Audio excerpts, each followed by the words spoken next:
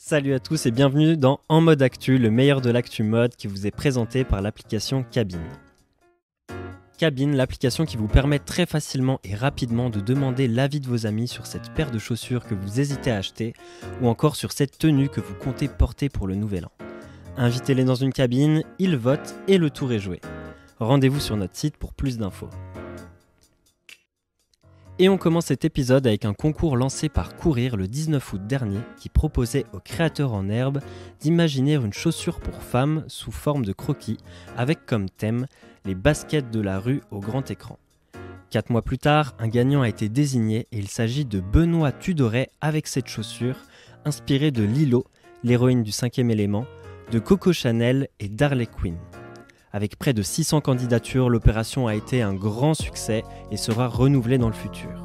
Ce sera une nouvelle occasion de faire émerger de nouveaux créateurs.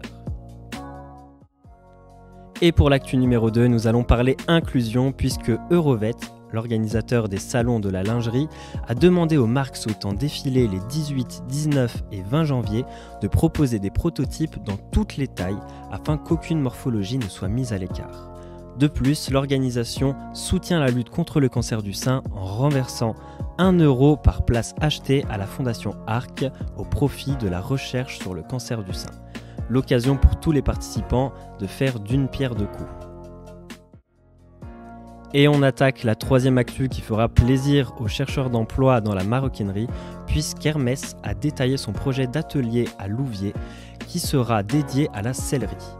La construction débutera en 2020 pour une ouverture prévue en 2022, tout comme pour le prochain site de maroquinerie pour Sac dans les Ardennes. Au total, ce sont près de 250 CDI qui sont à pourvoir. Si un tel poste vous intéresse, sachez qu'Hermès forme ses employés pendant des sessions de 6 mois afin de cultiver ce savoir-faire de la maroquinerie de luxe qui se fait de plus en plus rare.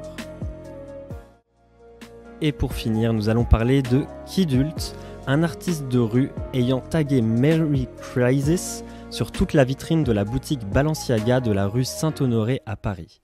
Cet artiste de rue est connu pour taguer les vitrines des marques de luxe qu'il juge responsables de spolier la culture street art. En l'occurrence, l'artiste met en avant ce sac de la marque sur son Instagram afin de justifier son acte de vandalisme. Philippe Plein, Louboutin ou encore Agnès B comptent parmi les victimes de Kidult ces 10 dernières années. Et c'est là-dessus que ce En mode actu se termine. N'hésitez pas à liker et à partager cette vidéo si elle vous a plu. Retrouvez-nous aussi sur Instagram, Twitter, Facebook et sur notre site pour être tenu au courant des nouveautés de notre app. Toute l'équipe de Cabine vous souhaite une merveilleuse journée et à demain pour encore plus d'actu.